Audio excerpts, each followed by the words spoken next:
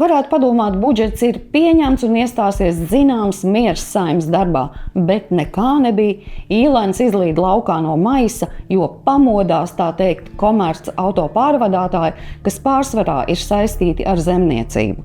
Bija protests pie ministru kabineta un valsts prezidents atgrieza atpakaļ Saeimā likumu, kas nosaka tā saucamo viņiešu maksu. Latvija pirmajā vietā atbalsta šādu valsts prezidenta rīcību un vienlaikus ir sagatavojusi iesniegšanai vēl radikālākus likuma grozījumus, lai šiem te pārvadātājiem nebūtu jāmaksā netaisnīgās viņiešu maksas.